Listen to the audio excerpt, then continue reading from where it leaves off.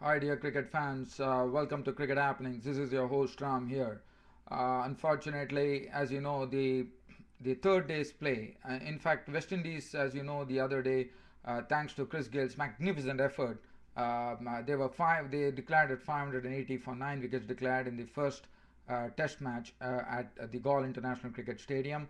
But unfortunately, rain was the one which played the spoil sport today as far as this match was concerned, and it was reduced to just having one session of play in which I would say West Indies totally dominated Sri Lanka here. The bowlers did a wonderful job. Kemar Roche, Andre Russell, the debutant, also bowled well. The spinners also bowled well. So basically, there was a lot of movement for the bowlers. There was a lot of spin. There was a lot of turn. There was a lot of bounce. So it was all encouraging. In fact, Taranga Pranavathana was really struggling today, and he was the first victim today when Kemar Rose produced a real break back there, and Paranavatana's stumps were just shattered. So Paranavatana was the first to go, bowled by Kemar Rose for 10, and after that they continued their good work. Kumar Sangakkara, in fact, had to really temper himself because he couldn't go in the same aggressive self as he did yesterday, because there were some good bowling, as I said, from Kemar Roche and Andre Russell, and also the spinners. So he had to actually play in a more not a sedate fashion, but he was actually hitting the loose balls and actually getting onto the good balls by treating them in a respectable manner. Miley Jayawardene was also giving him company. From 61 for 2, they pushed on the score to 132 for 2, with Sangakkara playing some lovely cover drives. Jayawardene also playing some very good shots in his score of 51. But Dwayne Bravo was the one who actually took Kumar Sangakkara's wicket when Sangakkara was clean bowled by Dwayne Bravo for 73 of 102 balls with the wind force. And at lunch, Mahela Jayawardene was not out 51 of 91 balls with 5 fours, and Samaravira not out on 11 of 17 balls with 1 4. And the Sri Lankan score was 165 for 3 at that stage. And after that, a heavy downpour in the Galle International Cricket Stadium washed away any chances that West Indies would have had to actually push on seize the initiative there. Already they are in the driving seat, no doubt about that. But probably West Indies had a very good chance of here forcing Sri Lanka. They had bowled well, 165 for 3. If you see, it's a good score. Where I would say West Indies have held sway with the bat, and then also with the ball they did well.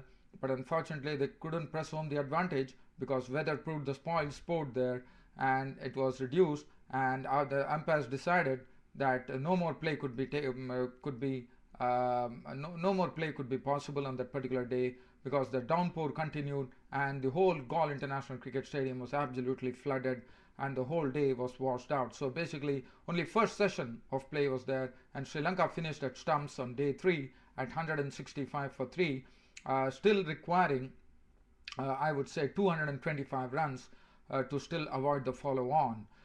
2 days to go, unless and until West Indies can really, because of the rain falling, probably there could be some good, because when the pitch dries up, that spinners might come into the equation. And Shane Shillingford has been bowling extremely well. And then they have, Shane Shillingford is the one who could actually make use of it and get some purchase out of it. And so that will be known only tomorrow. So 165 for 3 Sri Lanka finished with, and Kemar Rose 10 overs 1 maiden 1 for 43, 7 overs 1 maiden 1 for 43 for the debutant Andre Russell. Shillingford 14.1 overs 2 maidens none for 43, Sammy 3 overs for 11, and Dwayne Bravo 9 overs 3 maidens 1 for 18. So that is stumps on day 3. So as I said, there's not much cricket happening, but this was the one which was the major match to be covered. Since now I have a lot of time with me left on this YouTube broadcast, I'm going to take you down to the tour match between Australia and England 11, which is being played at the Gabba at the Bellerive Oval in Hobart actually. And Australia A put up a very shoddy performance against the England bowlers. And the England bowlers, even though they didn't have their strike bowlers there, it was Tremlett who is a tall Tremlett who gets a lot of bounce, and I'm sure Tremlett would be very raring to go at the Australians because he's a very tall bowler and he can hit the deck hard, and on Australian wickets you can get some good bounce. and that's what helped him actually have figures of 17.1 overs, 3 maidens, 54 runs and 4 wickets. Ajmal Shahzad complemented him beautifully, 21 overs, 6 maidens, 57 runs and 3 wickets, and Tim Bresnan chipped in 19 overs, 3 maidens, 265 and 1 wicket for Paul Collingwood. And Australia A were bowled out on the first day itself for 230 runs. With contributions, there were a lot of batsmen who were actually knocking on the doors of Test cricket. In fact, Usman Khwaja and Callum Ferguson are already in the squad, or the 17-man squad for the first test at the Gabba in Brisbane. And well, they didn't have they didn't have a good beginning at all, because Usman Khwaja was a victim of Shahzad for 13 with 2 fours, and Callum Ferguson was caught behind the bowling of Bresnan for 7. Ed Cowan, in fact, impressed by making 31 of 55 balls with 4 fours, becoming a victim of Bresnan. And there were knocks for Tim Payne, who made only 27, but Stephen Smith and in fact 56 for 5 at one stage. They recovered thanks to Stephen Smith and Kerry O'Keefe's, not Kerry O'Keefe's, Steve O'Keefe's stand there. Steve O'Keefe was the highest with 66 of 116 balls with 6 fours and 2 sixes. Stephen Smith made 59 of 121 balls with 5 fours and 1 6, and that was it. So they were the major contributors, Stephen Smith and Steve O'Keefe, and 230 all out Australia A. And I've already spoken about the bowling figures. So Australia had a very, very shoddy performance, and that is not a good beginning. And I'm told even in the Australian county scene, where they were playing for all their respective teams, each and every test player who were playing have all failed. Michael Hussey failed, Marcus North failed, Ricky Ponting failed, Michael Clark failed. So that is not a happy augury for Australia as far as the Ashes series are concerned. So more worries for the Aussie batsmen, I would say. Well, England finished at 22 for 1 at stumps, with Andrew Strauss falling a victim to the pace bowling of Mark Cameron. It was Scott O'Keefe bowled Cameron for 10 of 19 balls. Alistair Cook is not out on 10, and Monty Panessa, the night watchman, was not out on 2.